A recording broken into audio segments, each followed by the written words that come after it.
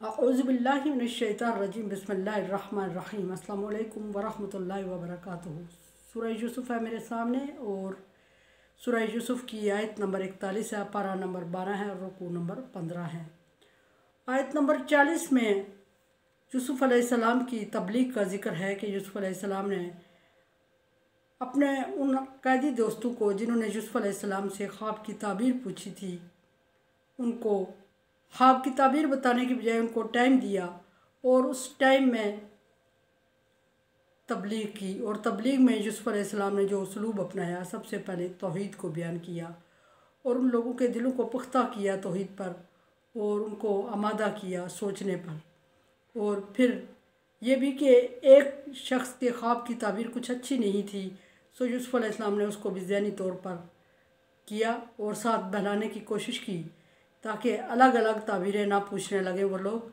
और यूसुफ अलैहिस्सलाम ने उनको इस तरह ताबीर बता दी जिस तरह के उनको समझ ना आए कि किसके ख्वाब की क्या ताबीर है, ताकि जिसकी ताबीर अच्छी नहीं थी वो मायूस ना हो। या साहिब ये सिजन,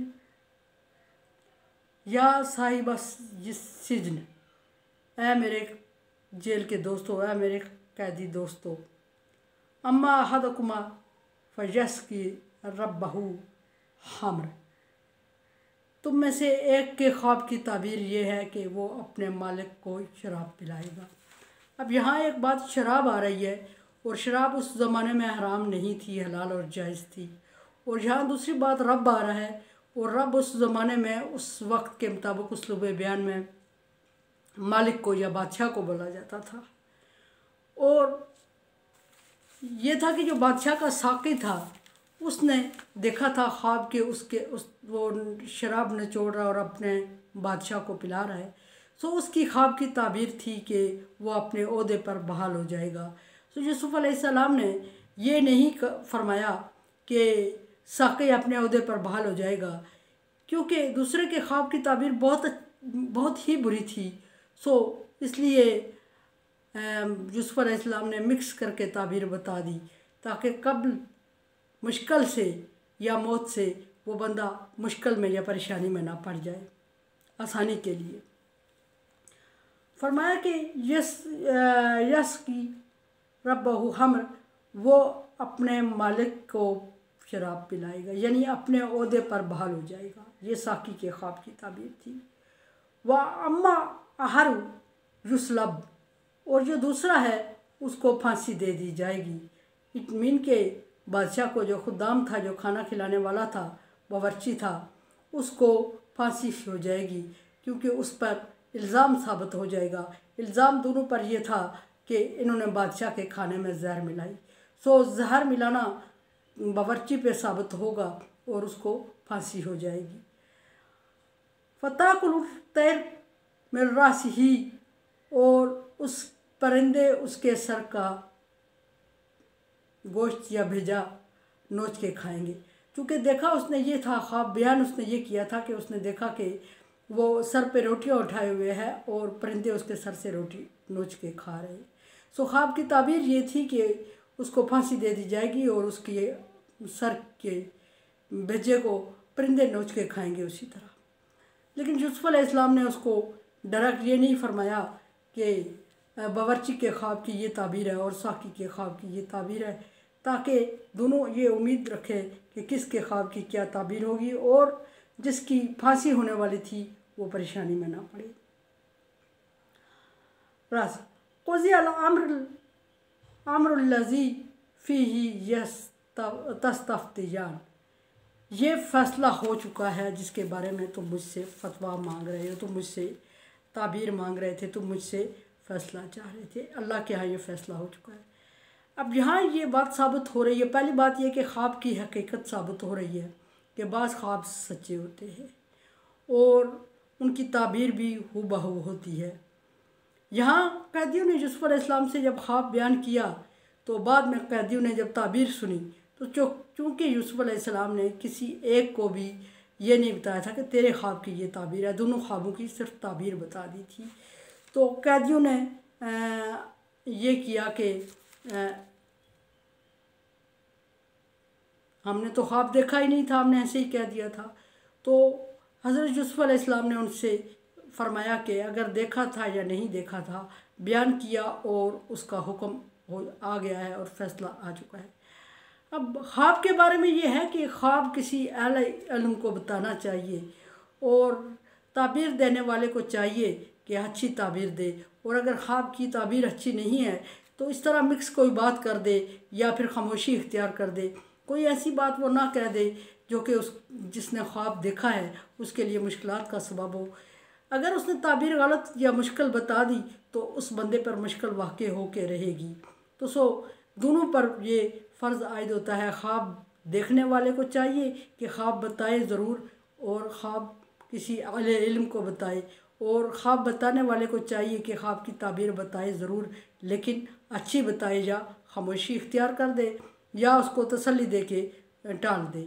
इस तरह हुज़ूर सल्लल्लाहु अलैहि वसल्लम का इरशाद है कि ख्वाब परिंदे के पर पाँव पे होता है, जब तक उसकी ताबीर नहीं बताई जाती वो टिका रहता है, और जब ताबीर बता दी जाए तो वो उड़ जाया करता है, और जब वो उड़ जाता है फिर वो वापस कंट्रोल में होने वाला नहीं होता।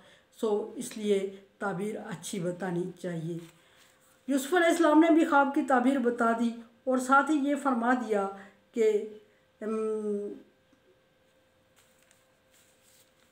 ये अब फैसला हो चुका है, यानी आपने सच बोला या झूठ बोला। कादियों से फरमाया तुम लोगों ने सच बोला या झूठ बोला, तुम लोगों ने अपना फ़ैसला खुद ही सुना दिया। और बाज़ मुफस्सिरीन ने ये लिखा है कि ये ख्वाब हुआ भी इसी तरह कि साक़ी को अपने ओहदे पर बहाल कर दिया गया और बावर्ची को फांसी दे दी गई, और उसके साथ बिल्कुल वही हुआ जो यूसुफ़ अलैहिस्सलाम ने ताबीर बताई थी।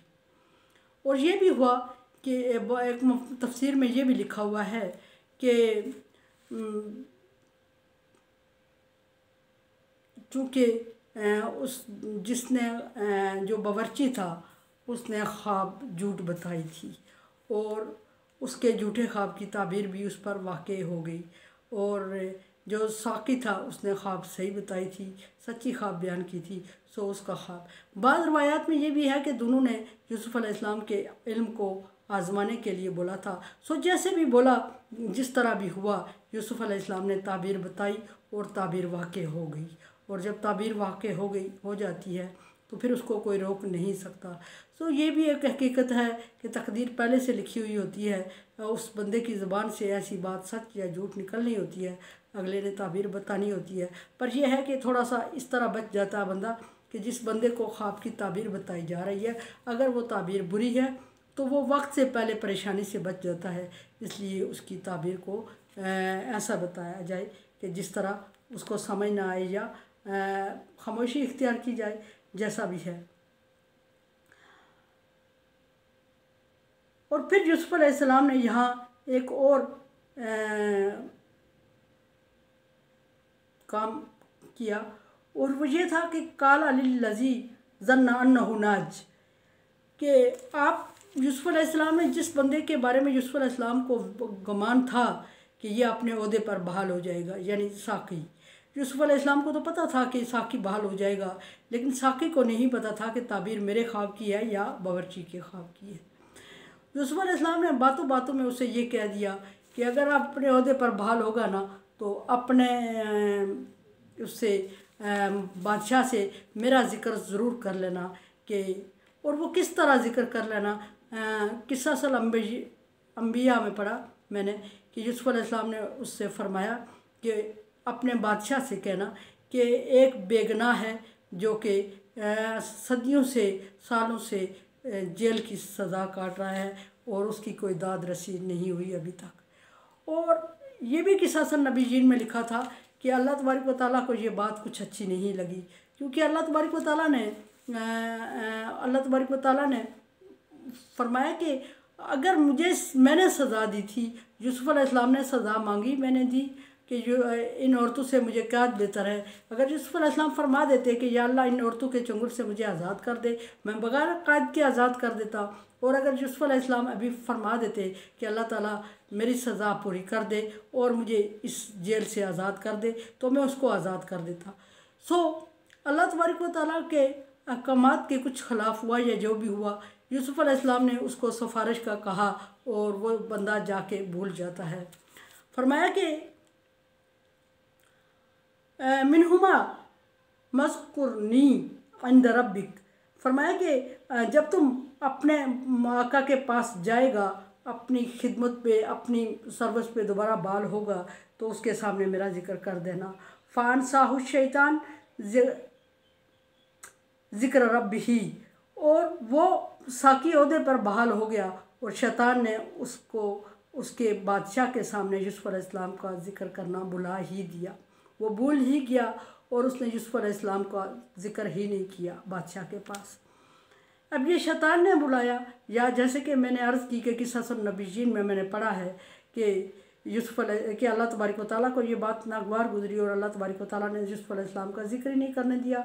बात ये भी सच है कि बादशाह का कोई मकाम यूसुफ अलैहिस्सलाम के सामने नहीं था, और चूँकि यूसुफ अलैहिस्सलाम पैगम्बर थे और पैगम्बर का डायरेक्ट अल्लाह तबारक व तआला से रब्ता होता है, और अल्लाह तबारक व तआला से अगर मांगते तो अल्लाह तबारक व तआला उन्हें आज़ाद कर देते। बादशाह कम होता है पैगम्बर की निस्बत, और उस कम से अल्लाह तबारक व तआला बड़े का फ़ैसला कैसे करवाते।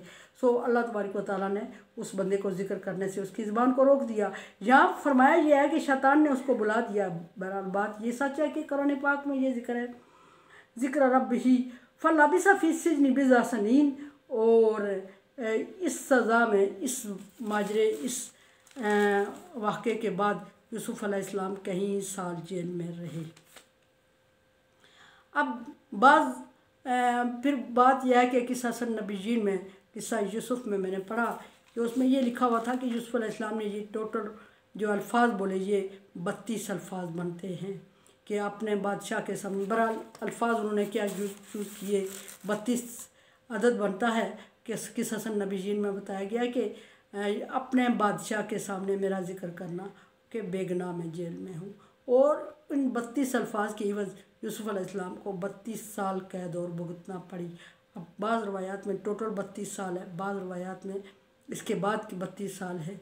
बहरहाल वो जाके साकी जब ओहदे पर बहाल होता है और बावर्ची को फांसी दे दी जाती है, और उसका फांसी कहते तफसीर में लिखा है कि उसकी लाश कई दिनों तक लटकती रही और उसे परिंदे नोच के खाते रहे। हूबहू वही ताबीर थी जो यूसुफ अलैहिस्सलाम ने दी थी। और साकी ओहदे पर बहाल होता है और वो यूसुफ अलैहिस्सलाम का जिक्र करना ही भूल जाता है। अल्लाह का कुदरत थी, अल्लाह का कानून था, और अल्लाह तबारक व तआला ने उसको बुला दिया, शैतान ने उसको बुला दिया, या लिखा हुआ है। लेकिन शैतान चूँकि अल्लाह की अप्रोच से बाहर तो नहीं है। और मेरे चैनल को आप सब्सक्राइब कर रहे हैं, thank you so much. Like dislike as you like. दुआ की उम्मीद रखती हूँ कि ला खौफुन अलैहिम वला हुम यहज़नून में कर दे अल्लाह ताला। कोरोना वायरस से बचने के लिए एहतियाती तदाबीर और वैक्सीनेशन ज़रूर करवा दे, और अल्लाह तबारक व तआला से दुआएं ज़रूर मांगे कि अल्लाह ताला इस वबा को हमारे मुल्क से टाल दे, बल्कि पूरी दुनिया से टाल दे। अल्लाह हाफिज़।